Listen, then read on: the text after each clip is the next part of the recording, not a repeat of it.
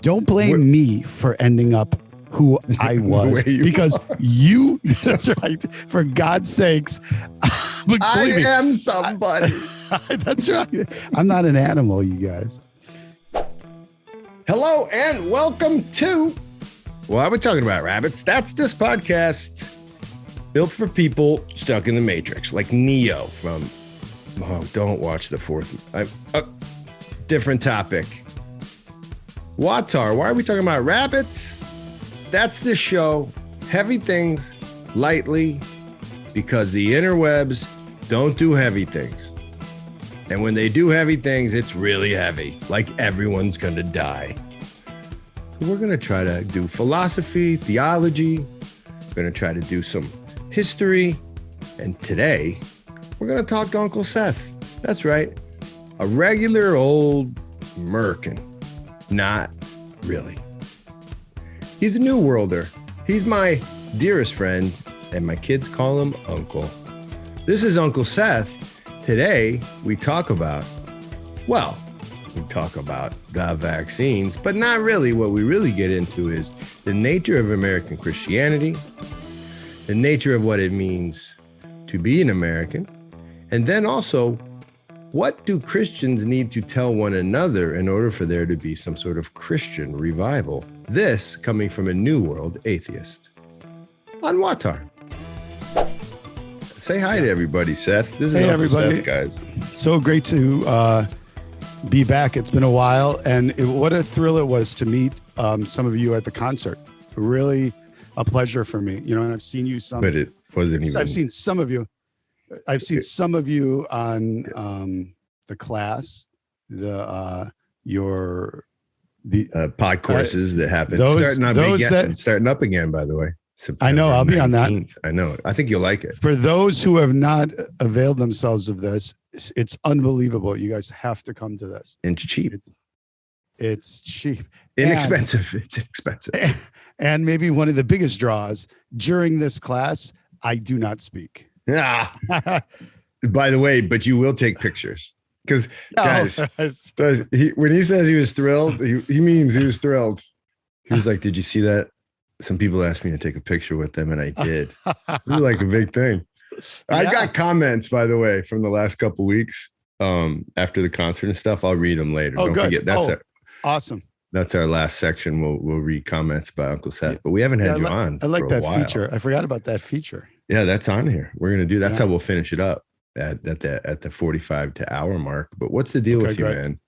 So 6 minutes on COVID. Would you say that the New World Old World divide is getting smaller now as per COVID? Are we coming together now?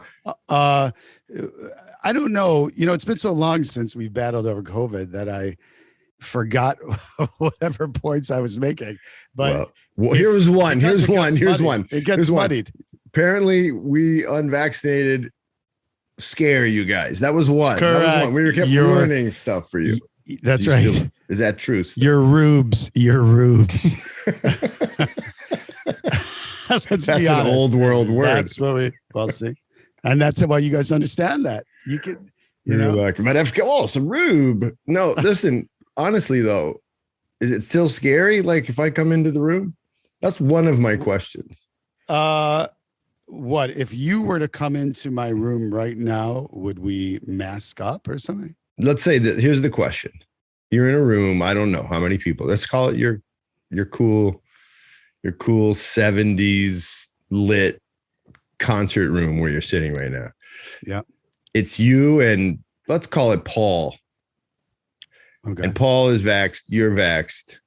I don't know. Throw a guy Steve in there, and then John shows up unvaxxed. Who's Steve? I don't know, just another friend of yours. Oh, that's your. Hey, listen, no, you got friends. No, you got friends like I don't know. You've got friends like Jamila.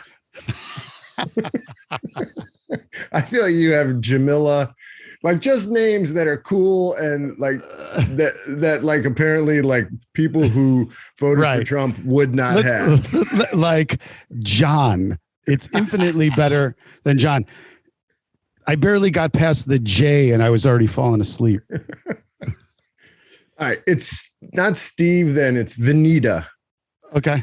It's you and Vanita and I don't know. Yeah. It depends on, I mean, wait, hold on. And I walk in okay. and I'm unvaxxed and they're all vaxxed up. Is there still like a fear factor that I could be like transporting something? There wasn't before the Omicron. It had made its way to, there wasn't that type of fear. Oh, really? And then, yeah, for sure. I mean, you were over at my house when? In the summertime. And that's because, oh, I see. Because your crew that we made up because in the your vax basement had come was out. vaxxed. Yeah. Yeah, because the vax had come out and people trusted in that. And then they were willing to live their lives, to the level that they thought they had earned. Even if I'm around potentially sloughing, that's correct. with OUGHING, sloughing. Correct. Okay. You're a shedder. I'm a shedder. I'm shedding. And you're coming from the Wild West, Florida man. You're Florida man. Okay. Okay, that's another thing. Yeah. But now with Omicron, we're scaring you again?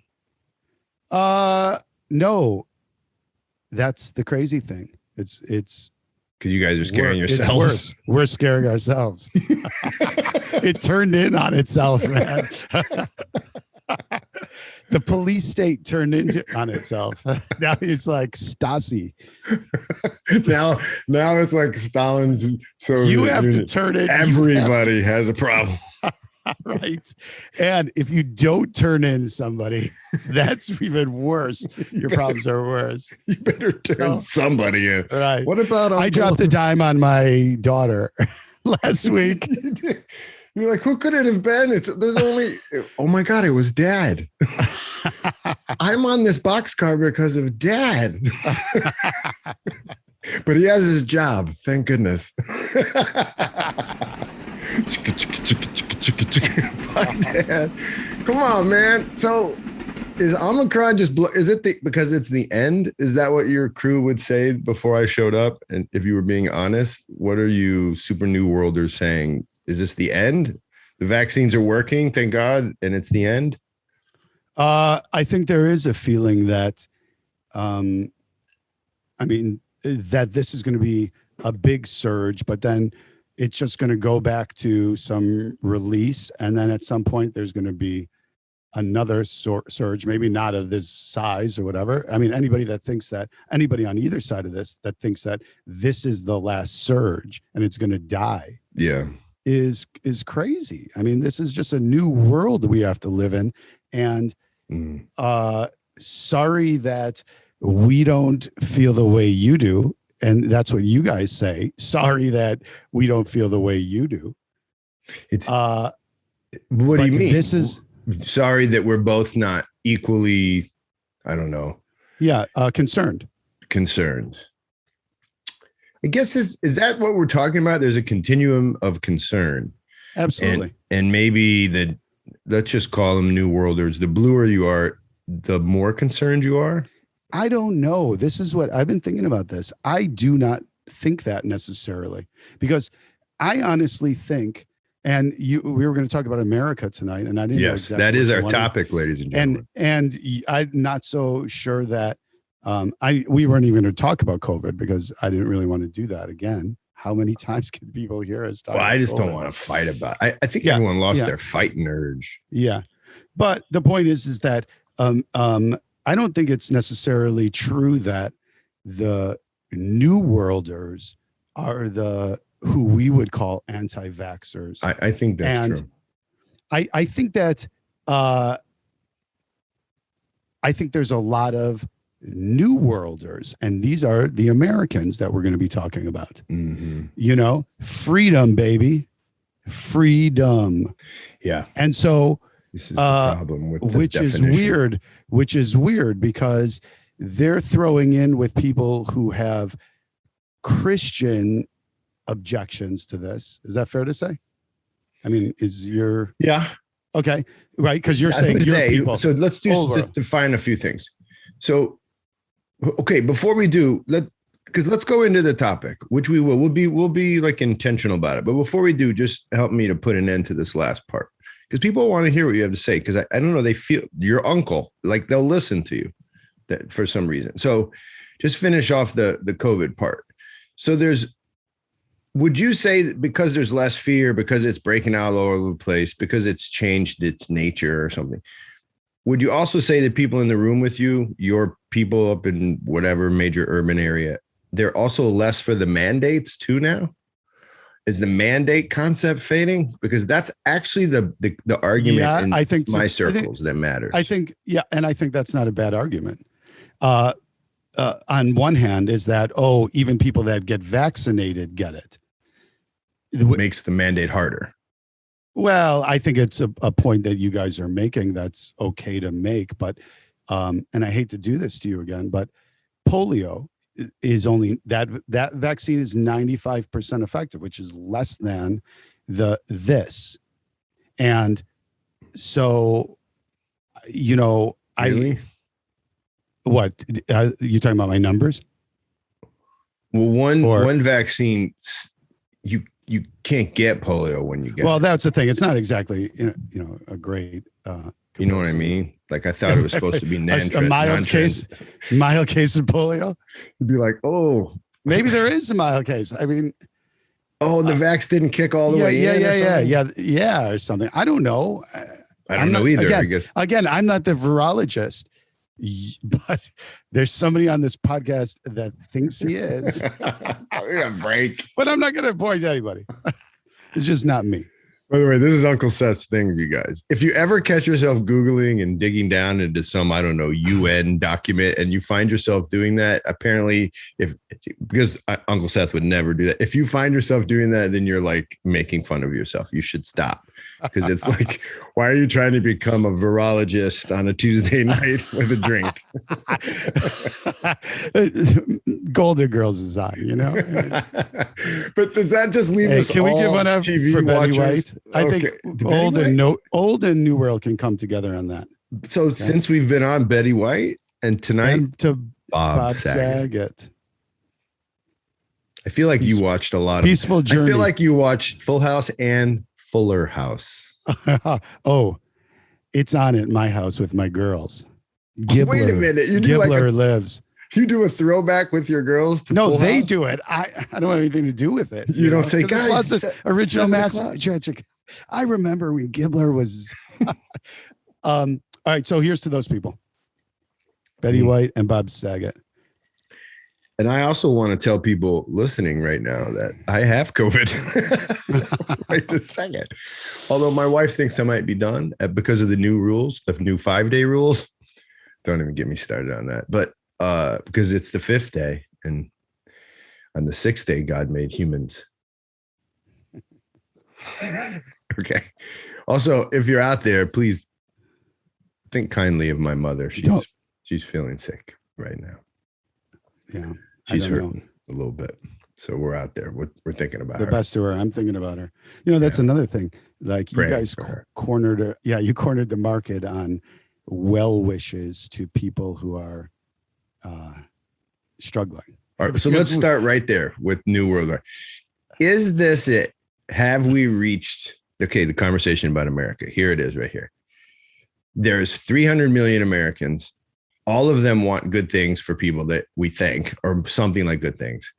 You guys send thoughts, and then religious people send prayers. Is that what's happened? Is that the thing? And we cornered it because prayers are better than thoughts. Right.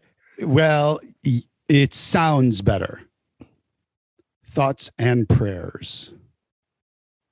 Okay, but I think the Orthodox people in the audience would just go, aren't they kind of just meditations, kind of similar to the same thing on some level? Yeah, I think they are. Absolutely. I think they are. But I think yours is imbued with a little thing like there's more hope that your emanations are going to work. Mine are just thoughts. Yours are prayers. So there's a possibility.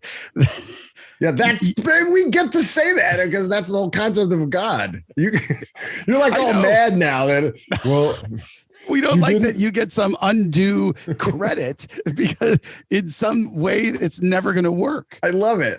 He's like envious of the concept. You could do it too, if you want to believe in God. It does not work. Now, didn't you tell me once you can't believe in God, right? It's not like you if you tried, it just wouldn't work. Well, I know I'd be lying to myself. Is it a block?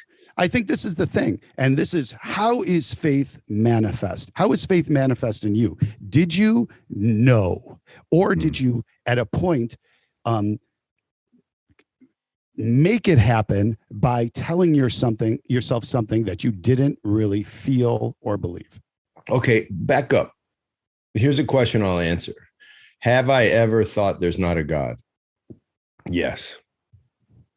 Have you felt that there's not a God? Or doesn't? Yes. Okay. So in those moments, I can recall one or two right now.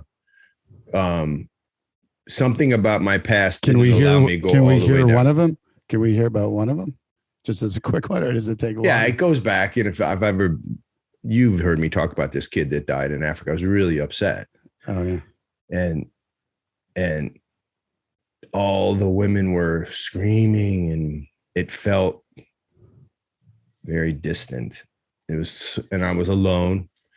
Not alone, but I was without my culture, without friends that understood me. And I was in this little village, and it was sad, and it felt they were praying. But what happened was something about my past, something about the way I was taught, or something called the Holy Spirit, something, I didn't go all the way down the rabbit hole.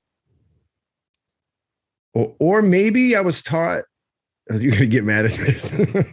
Maybe I was taught to refuse to stop thinking about. I feel like a lot of New World atheists stop thinking about God.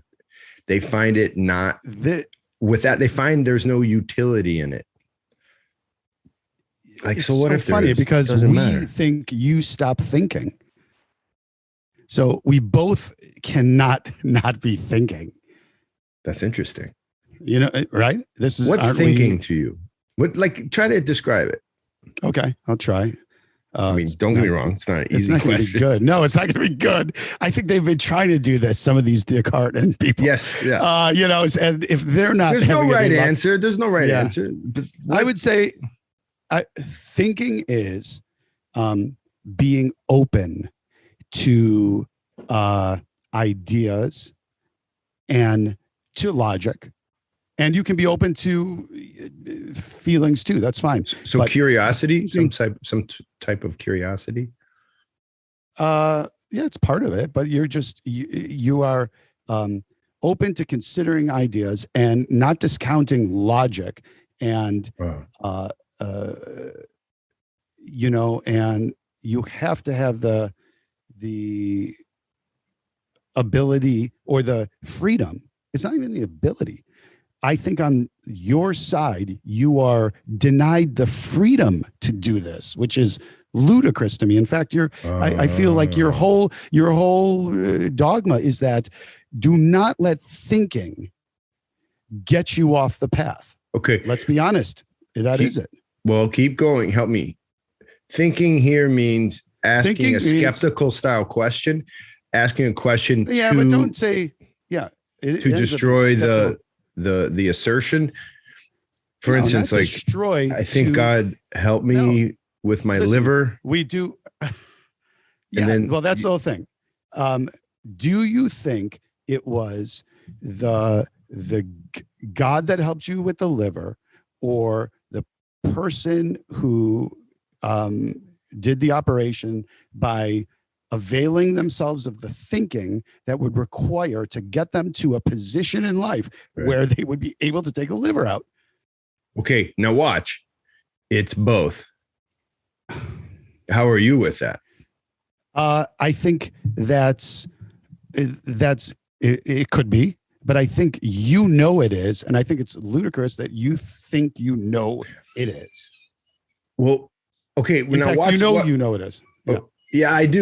That's thinking to you. That's thinking to you is knowing something, rather than how many times are you a day asking yourself, challenging yourself with like you did where you didn't have faith. How many times a day are you challenging yourself with questions, asking God to justify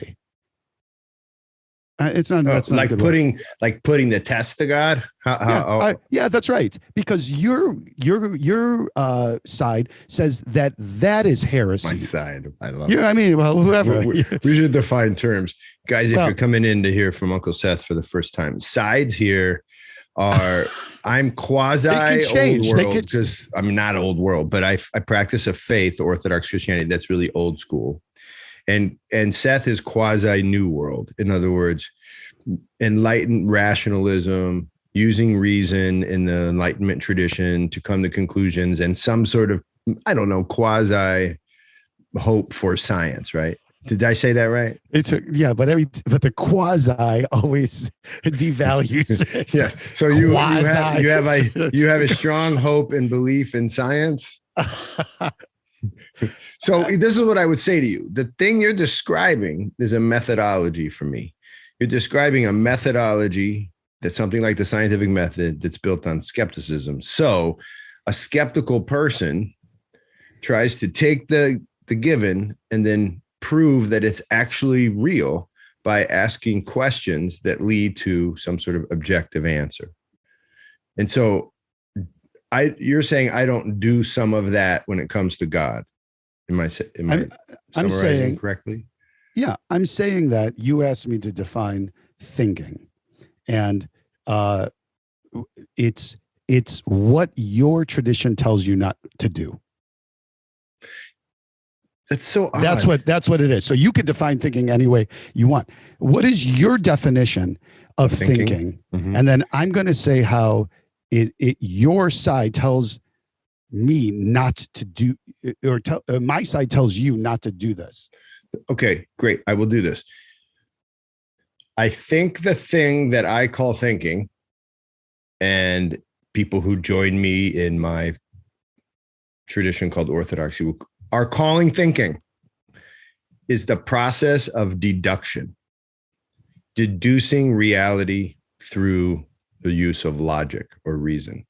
Okay. And that activity, I would call that activity like there's cooking and then there's baking.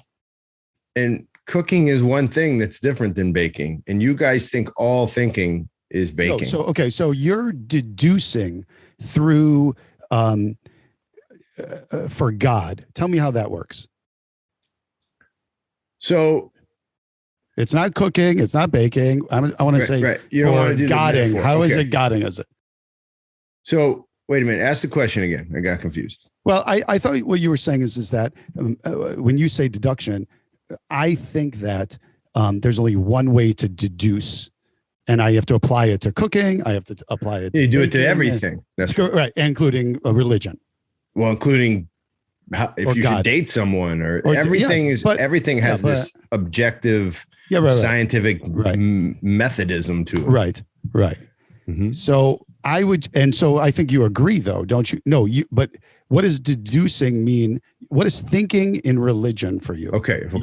So in the Orthodox tradition, so one of the problems is often the way you New World people use the word religion, which also is a very American thing. Sadly, American religionists, people who call themselves that's Christian, what we're going to want to talk about tonight. They also use the word religion incorrectly from my perspective. But anyway, what is thinking for us? Thinking is putting the logical ideas, right, and putting them to test in the heart through the process of the nous. So the nous would be the spiritual eye. So there's another type of thinking. It's closer to intuition. So I'll give you an example. This is a good one used by a writer in my tradition. Have you ever been in a car driving for, 50 minutes, and you're going to go play music, and you're going to think, and during the whole ride, you get to the place to play music. And when you get to the place to play music, during the ride, you literally were thinking only about the music, yet you managed to move a 2-ton car all across Chicago. Sure. But if I asked you, how did you do that? You would have no recollection of even doing the drive. All you could think about was the music. Absolutely. So there was an intuition in that. There was what was actually driving the car was something third, a third you, a you that really wasn't, you were in the music in your logical mind and your body was in the car, but there was a third part of you, your intuition, that took over for that trip. And that's the kind of intuition that as a musician, you probably get into, where you're not even thinking about it. You're just playing in a space that we would call the spiritual space. And in that spiritual space is where you exercise true relationship with God. That's what meditation's for. It's to train that space, or that part of you, not the space. It's to train that part of you so you can enter the space. You guys are so caught up on logic and reason that you never spend any time in that space. That's why so many secular people love music. It's like religion to me, dude, because it is. Because that's the only, quote, religion they have in their life. The rest of music is my God. That's when I let go, man. That's why I go surfing, dude. Can function. Function. Dude. You just cited. That's my God. Can function is my God. Miss got the body and it. Oh, sorry. Miss Got the Body, guys, 1979, Can Function. Go check it out. Well, listen. I think you know what I'm talking about. Yeah, I see what you're saying. But I think you would not spend time in that intuitive place in the noose because you don't think there's a God to commune with. What about that? First of all, not only do I not think there's a God to commune with, rationally think. I've been given or have not contrived a faith that there's a God to commune with. So wait, your own mind, though, in your own mind, you haven't contrived. But have you participated? If you don't have faith, have I participated? I went to church every day till I was 16 years old. I carried the cross. You know this. I know, but here's what I'm trying to say. You stopped. That's your best reason why this didn't happen, why faith was not manifested in me. Yes, because I'm gonna pick on you right now. Oh my God! And you know this is the fact. Viewers at home, this is true. This is the fact. Viewers at home, listen to this. Blue people, listen to this. Mr. New World people. How many of you included, get up right now and go to your church called your school where you teach or where you send your kids and fully believe and fully think that what you're doing there has any merit? Most days when I talk to you, you think it has almost zero merit. If you dropped out of college, you dropped out of college. I did drop out of college. But somehow you maintained a faith in education. You still think it's a good thing. You even went back. Oh my God. Yeah. You're calling me the utilitarian. Yes, I didn't have a faith in college, that I had an understanding that it's better to get a degree so I can get a job and not be embarrassed that I went to college for 4 years and to come out with some kind of credential. Oh, good. Oh, this is excellent. So when your daughter asks why she goes to college or to high school, I've already told her. I've already told her. It's just a utilitarian thing. Yes. I've told her that. Allison is the one that's, a Pollyanna, Oh, wait a minute. You mean she believes in the merits of education? No, I believe in the merits of education too. No, you don't. You believe you need the degree. You just said it. You can't do both. Oh, see, I believe there's a difference between an education and a credential. I know, but so why do you encourage your kids to go to that place? How you believe in the principle of education, of enlightening your mind. Let's get back to this. Because here's what the faith is. I want to say this clearly. Because you see crappy teachers, you see crappy students, you see crappy parents, crappy administrators. You see a system that doesn't even work. You just came back from a jacked up meeting. I didn't want to bring it up. Chicago Public School. Keep that out of there. DL. You see all kinds of things that are a total mess, but you have a faith in the core concept, the ephemeral thing you can't touch, called education. By the way, you never touched it. You only see schools and teachers, but you believe that there's something about the enlightenment of the mind, the teaching of reason. And so that's why you keep going. Because that will help thinking. Yes. Yeah. And there education There's your will God. Help my thinking. That's why you keep going back to your church. called Okay, the school. so yeah, okay, fine. So even if even if you are saying education, my God, you always try to say these things, which I find, come But on, that after you like 20 believe, you years, believe. That's why you keep going. That's no, why you keep your kids I going. I believe in faith is the belief in the absence of reason. I have faith, if you want to call it faith, because of reason. Wait a minute. I know that if I come out of a place with a degree, I'm better off. If I come out of a place with a better name on itself, I come out with a better chance. So let me ask you this. If it becomes clear, which it is right now, but if it becomes clear that a high school education and a college degree are really kind of worthless, and that the people at the end of your little rainbow aren't getting rewarded with whatever I'm you're seeing saying. that. The world is seeing that. And would you pull your kids out of there? Grand, absolutely. How would they? And if you don't believe me, you can call Allison. And what I've been saying it for the last 5 years. My daughters know this as well.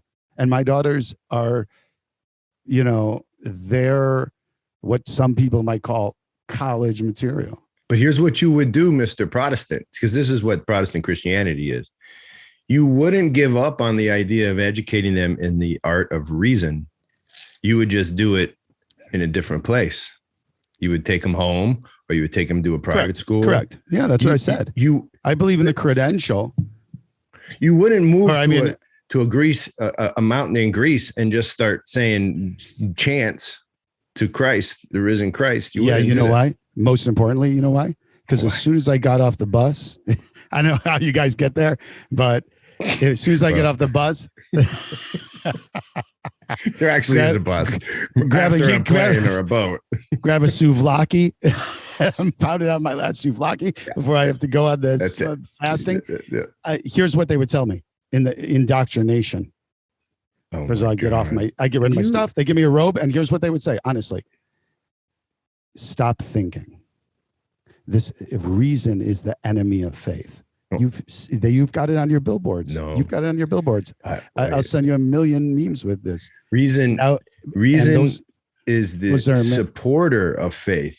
Faith. If you're using faith, hold on, John. How many churches have that on their billboard? No, because you studied history. Plato is talking about these 3 horses pulling a chariot, and the horses are pulling hard on this chariot. And there has to be a lead horse, and your lead horse is reason. And in the Orthodox tradition, the lead horse is the spirit, is the nous, is Christ. That's fine. So, I'll go with this. It's not like then I just open my brain and take out a part of my brain called reason and then just leave it flop around on the ground. I mean, give me a break. But it is junior to faith. It's subordinate. It's subordinate to faith. Okay. Thank God. Thank God. Because the world that we built that's based in reason is this world. Let me show you something. Faith is emotion. Is faith emotion? No. Or is emotion involved? Is emotion involved in faith? Emotions are a part of the human experience that we would call those passions. And so passions are also, passions come up out of the human body. They're part of our experience. There's nothing wrong with them. The problem is they usually run people. See, you have 2 kinds of those 3 horses. You guys keep putting these other 2 horses in front. Reason or passions or emotions. Those things drive everything, but they're not supposed to. They're not supposed to. In our tradition, anyway. Go with faith. But you calling it faith. So the actual Greek term comes out as spiritual reason. So it's called the spiritual intellect. Okay. So, but in some traditions, it's called wisdom. Yeah. So how many times? See, here's the whole thing. That's what I'm saying is that, and this is maybe one segue back into the thing, is that's not what's happening in America. Okay. Right, go back to America. So what do you think American Christianity is? America is a genuflect before faith, even when reason is telling you, oh no, even worse than this is because they've just taken reason out of the equation. There is no reason. It's the enemy of faith. And I see this on all these, you see these on this. Yeah. Give us an example. I'm telling you right now, it says, I've got like but like in life, in culture, like pick an evangelical. Life and culture. Who are you talking about? I'll tell you this. Yeah. All these evangelicals are telling them God told them to do some dumb and that everybody knows through their basic reason. Don't send Tammy Faye Baker $50 million because she just woke up and told you that she had a vision of God. And why is this funny? I mean, it's true. Because it is true. Yeah. But it's also funny and because I know, because it's just unbelievably sad. I know, but wait, and just so, hold on.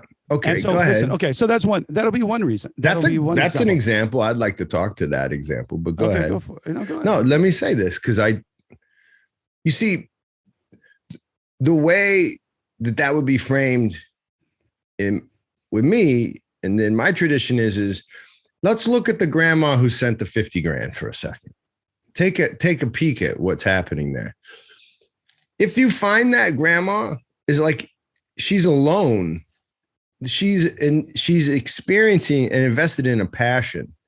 The passion is to be in connection with somebody, to be desirous of somebody, to be loved. And so what's happening is her passion is running past her nous, past the wisdom that's found in her, should be found in her religious tradition. Okay. And the wisdom would say, don't follow a faker. How do you know it's a faker? Because you have to test it spiritually, not through your stupid science reason. That's not how it gets tested. You don't like make a T chart, figure stuff, do an experiment. No, it's found out through the process of putting yourself into the tradition. So one way you would do that is you would go to other people. That's why you would have a tradition of in the church, you would go to your spiritual father, or you would go, and then you would test your notion against the emotions in you to try to be a part of this preacher's life. And you may get this advice. It's a good person, give it to him. And then if you do that and you still get gypped or whatever, so what? You can't say that anymore. You can't say gypped? That comes from cancel. That's a cancel? That's a cancel, man. Are you kidding? Because of gypsies? Gypsies, yeah. You cannot. Oh, can you say jerry-rigged? Do you know what that is? That's okay. Yeah, you can say that. You know why you can say that? Because that's I know. To Germans. For real. The Jerry, that comes out of the 2 world wars where the Germans would be on the side of the road fixing something so they get their tank on them. Man, they jerry-rigged that thing. The Germans haven't taken enough slurs and abuse to make up for that one thing. That's a good couple more 100 years. Yeah, that's jerry-rigged. Exactly. But the gypsies did their time. Yeah. They're off. They're medieval. They've been medieval kept down. So look, here's what I'm thinking. I'm thinking one of the problems is there's this super black and white dichotomy between the atheist New Worlder and anything that smells religious. You guys have told yourself a narrative about people, quote, who are religious, but I don't think you told the right narrative. And so here's the whole thing. I think you're telling a lie about what, quote, religious is. Yeah, but you are missing the whole point of really the reason I've been on here. Here's the reason I've been on these podcasts. Is to tell that story. No, to tell you that it's not us telling the story. You said we've been telling the wrong. No, this is it. There you go. We are listening to your story. And I know you want to say, oh, it's not my story. In the Eastern tradition, we do this. We understand it as we reason. It's faith and reason, whatever. We're not telling the story. You guys wrote the story, and it started with the Declaration of Independence. And that's how you're going to now tell your story that is going to give people like me a bad taste in our mouths, and then you're going to blame it on us for convoluting your story. It's awesome. Insane. So the we there is in particular that I'll claim to be on. I get it. In other words, we both say Jesus, the group you're talking about, and us. But let me just say this. That group is something like the early pioneers of American culture who were fundamentally Christian. That's who you're talking about. The fundamentalist Christians or evangelical. Yeah. They weren't really evangelical, but yeah, they were from a traditional Protestant faith tradition. And those are the cats that you think told the wrong story and continue to tell the wrong story. And so they've alienated and created, well, you, basically. Not only did they, ultimately create me, but they're the ones that are doing what you are saying is the problem, which is the pursuit of the passion, which is the passion is the only passion in America that matters. Liberty. And pass the noose. And then you're trying to blame us for doing this. For reacting negatively against it. Not only to reacting negatively by getting the wrong impression of. Oh. How is it our fault?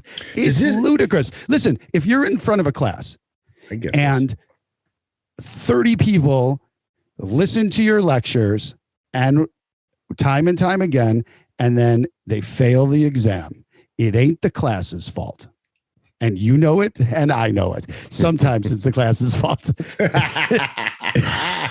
Spoken mostly, like a true teacher. Right. Every now and then. I mean, what about Bobby? That I delivered a.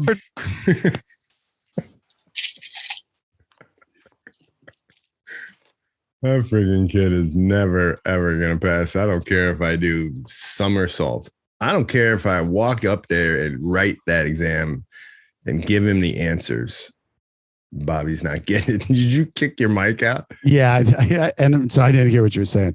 Was it funny? No, I was saying there's always Bobby who never is going to pass it. Like, don't even. You're right. I'm not even blaming you for Bobby. Okay. You can put whatever dude your state elected as teacher of the year in front of Bobby, and it ain't working. Okay. And by the way, that guy's probably not a good teacher anyway. So let's just be honest. Right. He was really good at marketing his cutouts and his bulletin board. His bulletin board that says math counts. Do we sound bitter? We're bitter teachers. Sorry, I know. Just come on, go back to this. This is a really interesting point. Yeah. So there's been a false narrative spoken by Christians that created a type of backlash. So here's my question for you as our resident New Worlder. Do you think you, who in part, you're not alone, in part, you are reacting against what you're calling a false Christianity. Do you think you guys are the new America? Is this the America that needs to become, the shining city on the hill? Is this the thing now that we've become does my America, should that be the shining city? Should your, can I call it quasi-atheistic? Because I know you don't embrace every aspect of atheism, but the secular, atheistic, generally well-meaning, scientifically minded person, is that the new America? Is that who we should rally around? Sort of like Europe of America. I think that since it seems to be, especially these days, a binary choice between, then I say absolutely. You have to be pragmatic. You can only move two ways, right? Especially at this point where we are in our society. And we've crossed the Rubicon, dude. We're not going back to some, everybody's talking about, we just have to learn to get along and to understand. That's true, right? It's like, come back to the middle. A lot of people are saying that. They're gone. But as a country, we have moved past that stage of evolution. Number one, as a country and as a people.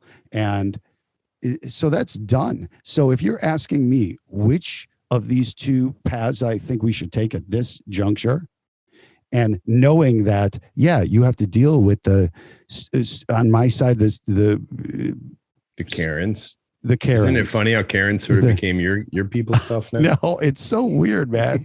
These people are messing it up. They're bringing Karens over to our side. That definitely happened, though. It's a weird shift. Yeah, it's so weird, man. One minute it was you guys. Like, well, that's because I look over my shoulder and somebody's chasing me down the street, telling me to put a mask on. I'm like 50 yards outside of this grocery store. Calm down already. Jeez, I get it already. Yeah, no. So we blew that. But that's my question to you. If you, it's like going into the voting booth, and I was just telling my kids this the other day. Oh no, poor Abra. No, my students. I was telling my students. Oh, students. I tell her the same thing. When you go into the voting booth, you think either of these dudes is 100% on all the issues what you want? No, but you have to pull one. So you do so weighing everything. Mm-hmm. And what is your priority? If your priority is abortion, you weren't going to vote for Biden. You won't pull it. If that's like super high up and you honestly believe what Trump was saying. You have to choose, even if Biden supported 99% of your other things, Where you have to prioritize. You have priorities. So here's my point. On either road you take now, you're going to get the good and the bad.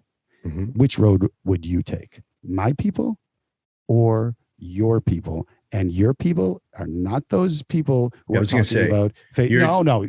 You're talking about. I'm talking about America. I'm talking about in America. Let's define that real quickly for people listening, because I think we can do that as history teacher types.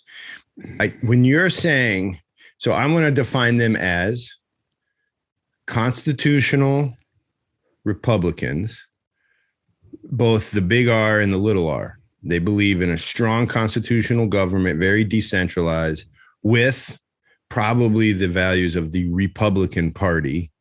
And they tend to look back to find success, not forward. And they're very proudly American in a nationalist sense, in a nationalistic way. Yeah, great. Is that awesome? A good description? Yeah, love it. Versus folks who see a new necessity to have the federal government be more powerful, to speak on behalf of those who are forgotten and who are minorities and haven't had the proper representation, to work on their behalf to right wrongs, and also maybe take some of the power away from individualized states and make it more of a constitutional monarchy of some sort.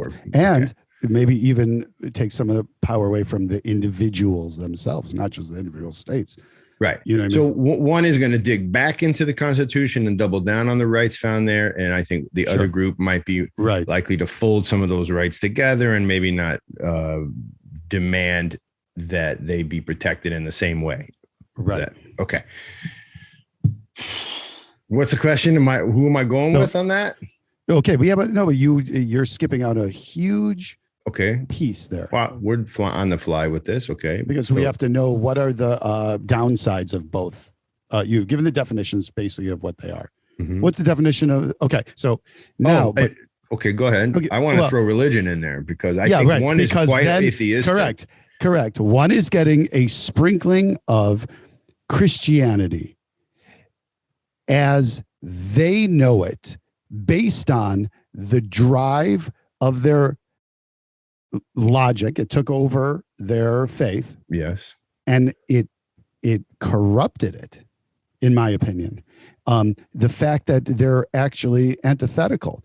The individual is number one. That's the God, man. You become the God. You're always trying to say, in my worlds, it's like, you just are your own God. My ass. Americans are their gods, but they're using Christianity to, in some weird way. You hear when I did my Sean Connery, you're the God now, dog. Did you ever see that movie? I did that on my last one. You're the God now, dog. I get it. I agree with you. Or, so then that's what you're going to get with that before you pick your path. Okay, you get that thing, monster. And then you get beep this, Andrew, my that side. Monster. But yeah, sorry, Andrew. Sorry. We went a long time and with the meat. We're doing beat, fine. We're doing fine. Don't worry. Okay. People don't mind at all. Okay. And you're going to cut these down, man, because I'm telling you, the ones that I've seen, I haven't even listened to these. They're long. But he doesn't cut much. They're long. I know. So Andrew, I'm telling you, I'm not put off because I'll never remember any of these things. Right now, people are going, make your point, and then it won't be as long. No, I'm assuming this is the part he's cutting out. No, okay. Don't do that. So check it out. Watch this. La la la la la la la la la la. Andrew, cut that. So check it out. Okay, so you get your thing, and now my thing is just what you explained. Who you see the leftists, we see as the government is going to help fight for the people who, that's the role of society. Then, of course, what you're going to get is the lack of sprinkling of atheism or of a religion. Yes. And now let's see how this is going to affect my side versus how the liberal sprinkling affected your side. Tell me what is the effect.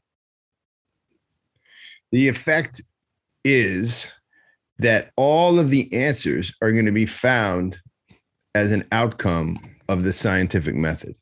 Okay. All of them. Great. That when people, just like in the Soviet Union, sorry, I hate to bring that up to you, but I think people need to hear this. The Soviet Union was not considering the outcomes or the answers given to them by the bishops and the priests and the monks. Those weren't considered. They were not on the table. They were simply outmoded ways of being, and they were actually hunted down often. So the problem is I know you think it's all going to work out because of the scientific method and reason, but now you're going to have a one-trick pony when it comes to all the answers. And that's what you're seeing in COVID. You're seeing people who keep thinking the data is going to give them clarity. It's never going to give them clarity, but they'll find some data. And then what you think is science as the driver of the outcome is not science at all. It's just a class of decision makers and an oligarchic class who will use data, pretend to be scientific, and they're going to drive an answer that I'm telling you, dude, you're not going to like their answers. Their answers are okay. So check this out. They're transhumanist. They're all okay. So on stuff. So on my right melded with the internet. Correct. I'm telling you. Correct. All right. So on my side, you have people who are you going to use data to drive this narrative and create this culture. This culture. And on your side, you've got capitalists and individualists who are going to use religion to drive that culture. Now, good. That's fair. Fair enough. On some level. So, on a rudimentary sorry, level. That sounded jerky. A very unsophisticated level. Make you sound better. Yeah, put in erudite in a very cogent. That was very William F. Buckley of me. Somewhat factually accurate. But go ahead with your rather piddly argument there, Mr. Indian man. I find this so banal. Go ahead, Uncle Jim Jew. I forgot my pet name for Indian dudes. I forgot already. Yeah, you used to have one. Right? I used to have one. I remember it. It was good. So let's just cut the BS because we're using up a lot of valuable time on this tangent. Choose your path. Oh, this is it. This is the moment. This is the moment. I personally don't qualify it. Okay. I would prefer to drink scotch with the people from your side. They're more interesting to me. I would rather sit down and have this conversation and try to figure out the world and go forward with them. But I know it will end badly. Okay, right. And with your side, you believe that there's a hope for it, for a culture that's wrapped up in individualism. And no, I don't think way it's going to. Which side has a better hope? Which is a better hope for what? So just do a little bit of qualification there. Of turning the world into something Oh, wow. that this you is would big. like more? Okay. For influencing the globe in a Listen, positive way, I'll take my people, what you're calling my people. Your people will not build a more, how about this? They will build a more effective, productive, mechanical society. They're not going to build a more just, and they won't build a more individually free place to live. But so I think I'll take my people on that one. If you're talking about for the world, if the world begins to mimic the thing that we're describing, the A or the B, the two cultures, it is. Yeah. I don't want it to mimic yours. No, you don't want it. Okay. So you'd rather my aunties over in India,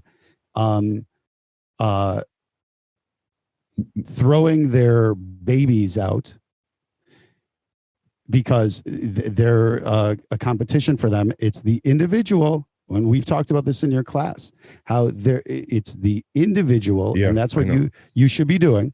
That's truly the way it is. I don't like it. And you believe, I know you don't like it. Let me be really specific. Of course you don't like it. The hyper individualism. We thought you loved it. I know. The hyper individualism of modern America, that kind of culture that it's been exported. That's where it's going. No, that's what we're doing. You go to India now, there's a KFC. I agree. that's ugly. There's a Ponderosa, Now we've created like you said, a binary. We created these impossible choices. And so what I'm hoping happens is that the husk, I know we created false choices. Don't puff and puff. We created false choices. What I hope happens is that the Christian hope of a humble soul breaks through, and there's a type of reformation or a returnation, I made that word up, to what Christianity has always been.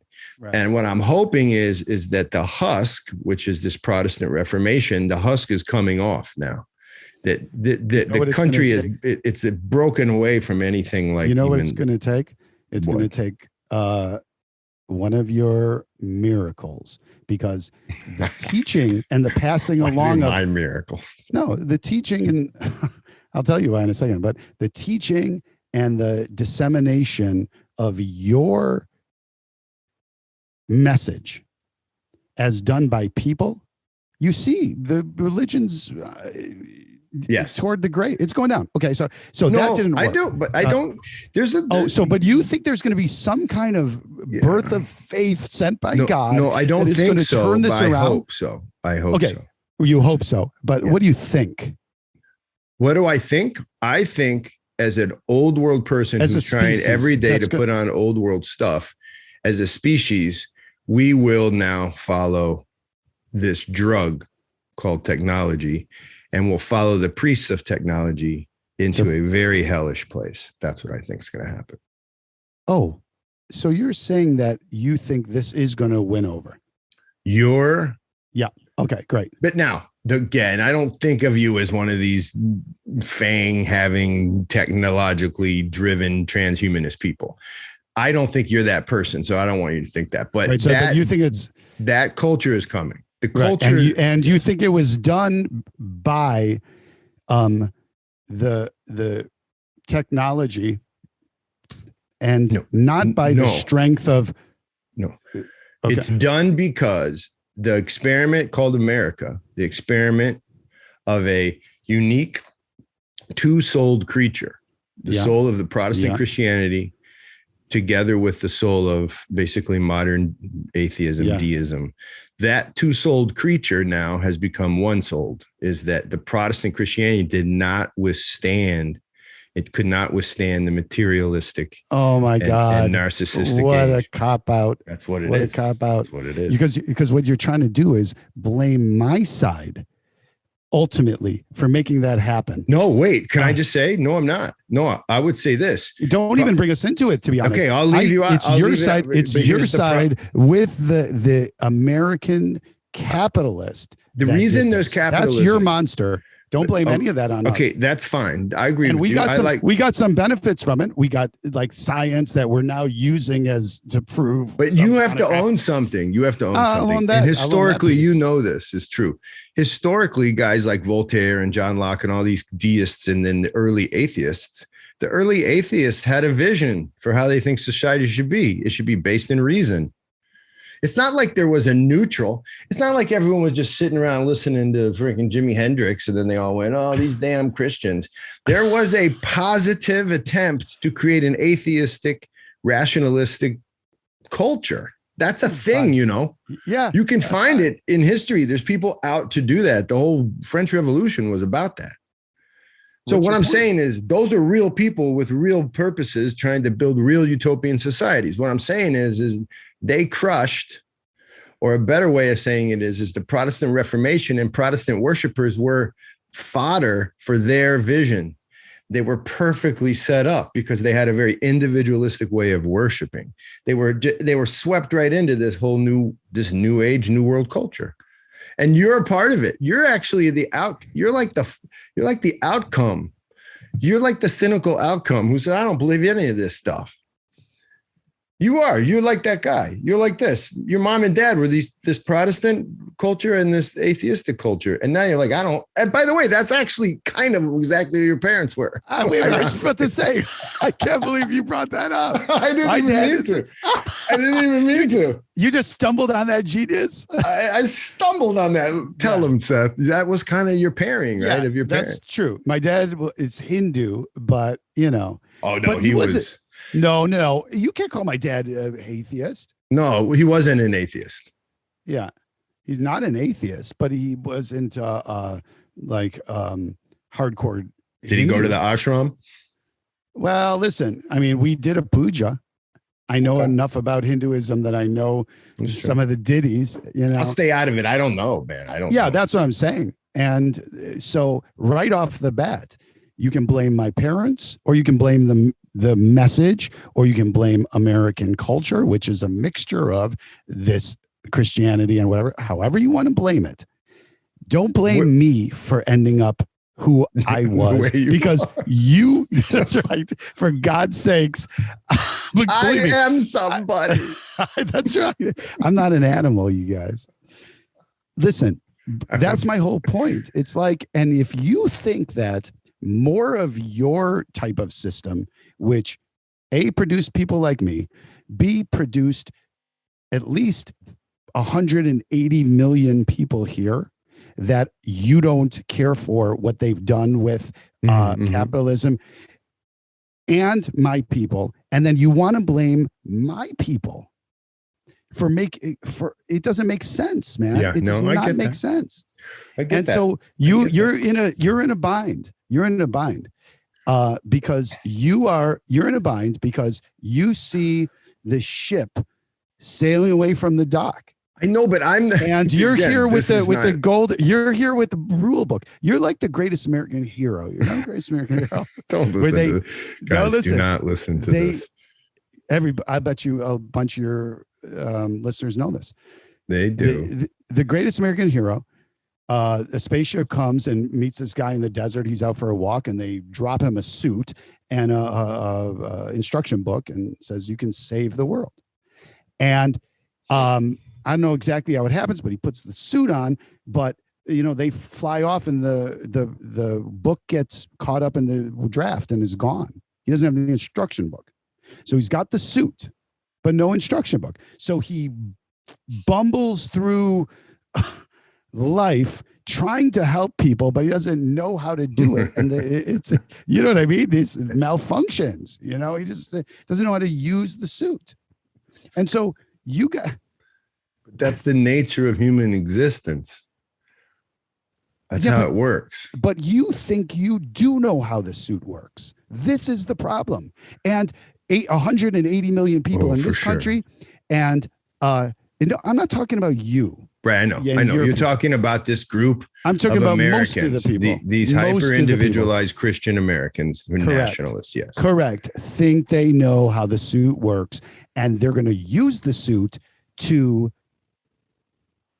make their other system work. even though they're bumbling. Instead of using, they don't try to use capitalism to make Christianity work. I mean, they do to in a sick way too, but where's their priority? Let's be honest. And so for you to say that you're ultimately going to, so let's take away the add-ons.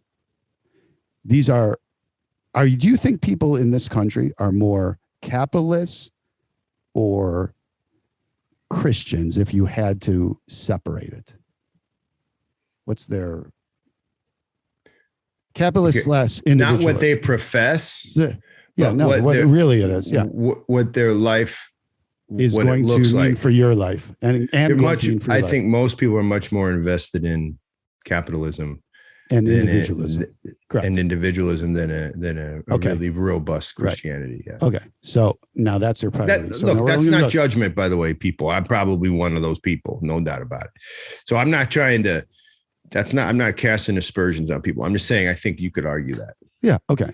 And on my side, we've got the people who want to, the do-gooders. And they're very group individualistic. Well, come on. I mean, you're not even going to give me that. I'll give you that. I won't We're more interested in the group, more interested in the group dynamic and the less fortunate. And then you take away the other thing because I'm giving you, that's our priority, you would say, right? Yes. Your priority is your priority is justice. And I would call it a Pollyannish insistence on equality. It's not real, man. It's never going to happen, but I'm all for it, I guess, until you put people in camps, but right. And so taking it to a logical extreme, on one side, we're putting people in camps. And on the other side, it's infanticide. And giant homeless populations and people we don't care about. Yeah, and taking your dad, Mad Max, and killing him because he's he's not me. Are you talking like fascism? Why am I talking about fascism? Are you talking about like we get camps too? No, but you're trying to say that what is the extreme over here of my do good and totalitarianism is what the extreme. Right. And on your side, what it is back to some Mad Max type. Yeah. It's the West. It's the idea of the Western man who goes out into the wilds and who does whatever he has to do to protect his family and get what he wants. Yeah. No, you don't even get to protect. You don't even to protect your family. You don't get that. Why? Why? That's because if we're no. Oh, but in that's the story. Yeah, but isn't the story the individual is most important? So don't try to. Yeah. Yes, but come on. Yeah. No, but we did the extremes on my side. How we're going to put them in camps and whatever. So the extreme on your side is that you are knifing your kid because he is a. Why is the extreme on my side what it could go down to? Because to achieve equality, right? To achieve equality, you have to take from certain people, and certain people aren't going to give. And on your side, to achieve individuality, there are people who are going to try to take, and you have to stop that. Why is that different? Well, because you're saying that on that side, the extreme overcomes the human instinct to protect your own family. Maybe it hasn't really shown up in history, but I'll give it to you. I don't really see that. But let me ask you a different question. It's not a different question. Let's go down and finish this, because then I want to get to these comments because we've been talking for a while. Sorry, guys. I know this one wasn't a good one. No, this is a good one. We're rusty. We're rusty. We're rusty, but we paint. But we painted pictures that are impossible. I'm going through a lot, people. Just finish with this right now. So, in the end, do you think America is just faced with some form of violence in order to sort out this question? Or does it sort itself out? I think ultimately, hundreds of years from now, it probably does. devolve to that. But if anybody here thinks that America has shown something in itself to be long lasting, like in terms of human times, human history, yeah, like, human history, it can outlast the Roman Empire, maybe, whatever. But I'm talking about 1,000 years from now. You think no, 2,000 years from now, it's dead. It is dead. I think you're seeing it right now. Yeah. And if you want to look how the world's history is going to be killed, it's through this spread of American culture. That's interesting. Because I don't think that's true, but I think it's 100% true. And here you mean hyper individualism and a degraded selfishness. Correct. And a focus on everything America is focus on celebrity, a fixation with self-image, all of these things that we are exporting to every corner of the country or of the world. You think this is what's going to keep the society going? Are you kidding? Are you kidding? I think it would be an argument over what you're describing, because what you just described is something you can argue. I think you're wrong. That people on both sides would be able to agree on. That's what I'm really hoping for in the end. And then I want to read these comments. This is what I really want. This is what what I want to say, though, is what you are they? Wait, let me answer this. Are they arguing that this isn't happening, or that it's not a bad thing? No, what you just described, exporting, hyper individualism, cynical consumerism, right? Exploitation, celebrity worship, right? Celebrity worship, exploitation of the lowest among us. That thing that you described. Yes. Very few people quote that you always say on my side like that very much. They don't want that to be the American vision. But that's what it is. I don't care what they like. Hold on, but they would argue it is, and they support. What I'm arguing now, hear this out. I'm talking about in any given evangelical church that you walk into. From what I know, that church, hearing your description, would say, we don't like that. That's what the problem with America is. I'm sure they would say that. They would say that. They would say it. Now, you're saying that they're participating in it because of their shallow Christianity or whatever. I don't know. I don't want to get into that, except to say we can't agree on the thing that America is becoming and that we're exporting. And that's something like a corporatism. It's something like an oligarchy. And we can maybe do that next time, because maybe that's actually the common ground. Maybe that's the common ground. I think it is. I definitely think it is, but I think it's not coming back toward your side is the dominant side. Okay. That is, you always want to make true. This. Listen, no. How much of America would say they are Christian? It doesn't matter. Don't say, oh, are they really? How many of them? What percentage? How much? Not even a majority. It's like a 90%. No, it's down, dude. It's down. It's what's it down? It's in the 80s now. I think it might even be 70s. Well, still fine. Fact. Go look it up. Go look it up. Do some research in your basement. And I'm going to do my own research, people. Why don't you be a Why don't you study demography for a night? These are the famous last words. What are you, a sociologist, dude? Because you went and studied about who's responding. Who do you think you are, virologist? Because you looked at the COVID stats. That's his big argument now, ladies and gentlemen. I'll be like, did you see this article? Oh, what are you doing? Some side virology? Why don't you stick to the facts? He's never adjusted for our new listeners. He never adjusted. That's his thing. That's Mr. Google. You guys are talking to Mr. Google right now. He's like, hey, I wonder what's a fireman do? Google. What are you, a fireman tonight? Just let it go. Let it go. Okay. So here's the question. What do you think about these comments?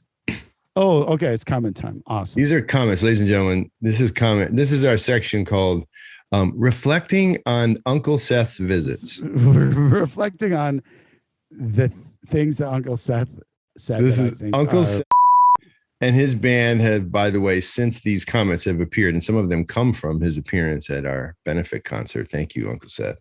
Can I ask Hilltop you, played. was the last one that we taught, was the last podcast though we did, was that the death one? No, that was 2 ago. Okay. What was the last one? Like a COVID, more COVID. Sure. My money's on COVID. I think it was COVID, actually. It was a Okay. full on COVID. I think we were wearing those fencing masks when people fence. So we didn't spit on the cameras.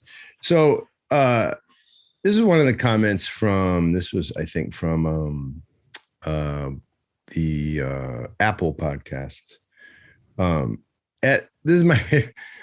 At least he is funny sometimes. That was about you. I like how they added the qualifier. At least he's funny sometimes. And I know this is how it happened, is they said, at least he's funny. And then for a second they thought sometimes. And then also I thought, like, does that mean I'm never funny? No, you are funny. He's funny sometimes. I was thinking, oh no, that makes me funny 0 times. That was one. Here's another comment. The best is when you guys, sorry, I got to get my camera. The best is when you guys pause because you're afraid you're going to say something to get in big trouble, but then you say it anyway. This is a phrase that came pretty recently. Are you guys together less? I think this means like we've done fewer shows lately. Are you guys together less now because of COVID arguments or because of the concert?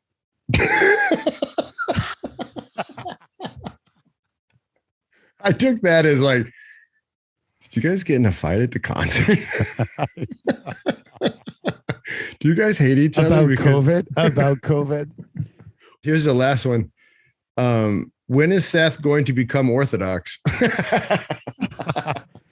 Well, I'll tell you something. I saw a question for you. I'll leave it to this and we'll finish. This is the question. Much closer. That was a real question. I want to answer that question. Why can't I answer that? I'm going to just ask it this way, because the person is getting at something that I'm going to add to, because I think a lot of your worldview is formed by your reaction to a lot of BS. So why not just find something else to hold on to, put your faith in? Why not?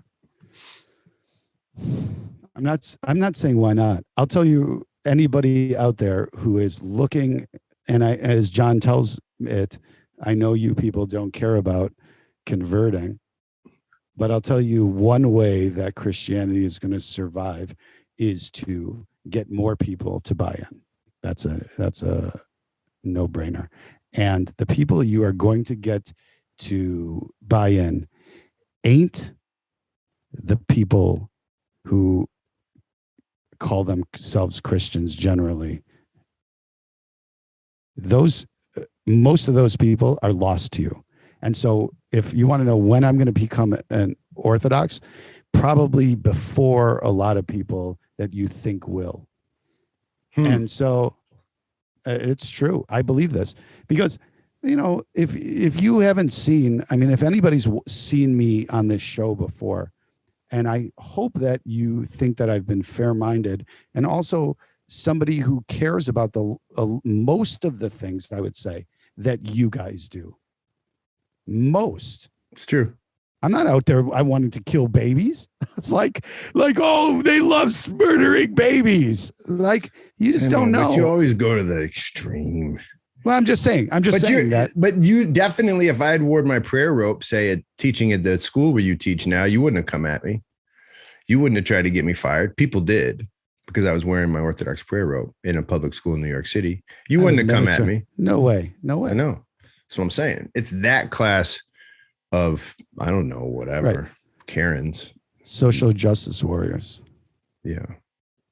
Yeah. They're not, but again, they're not your enemy, people. They might even be your enemy. They're not your undoing. Your undoing is right next to you, pretending to be on the same team. So heed my warning, but it's not going to matter because none of us is going to know because we're all taking the dirt nap, the long dirt nap. Well, this is the other thing now. Now you can just get into, you're also not able to, Next think time, guys, we'll long-term. talk about how angry he is at God. But let's also just, because he's pissed. I am angry. I am angry. He didn't. Why didn't he? Stuff. Why did he give me faith? What's wrong with that? What's wrong with me? We'll talk about that next time on Watar. Thank you, Seth. This was amazing, as usual. Thanks, everybody. It's been a long time. Good to We'll get you back soon. We do it about every 6 weeks. That's kind of what I looked at. I realized that's about the timing. This one was more like 2.5 months. Okay. All right. Everybody, we'll hear more. Thanks so much. We'll fire something up based on comments next time. Thank you, guys. Thank you, everybody out there. Thanks. Well, that was Uncle Seth. This is me in my San Diego Padres hat. It's a little homage to a woman who got married from San Diego this very day to a man named Owen. Here's a little story about a man named Owen, married a woman named Isabella, and she's from San Diego. So today I wear my San Diego Padres hat to say goodbye, au revoir, nakvamdis. This is First Things Foundation, and this is our podcast. Why are we talking about rabbits? We thank you for tuning in. Do definitely go to www.first-things.org. Check us out, see what we do, because what we do is basically serve incredible people trapped in very impoverished situations. And what do we help them do? Build their dreams for sustainable, beautiful projects, and really dreams for a better life. This is First Things. This is John Heers. See you next time.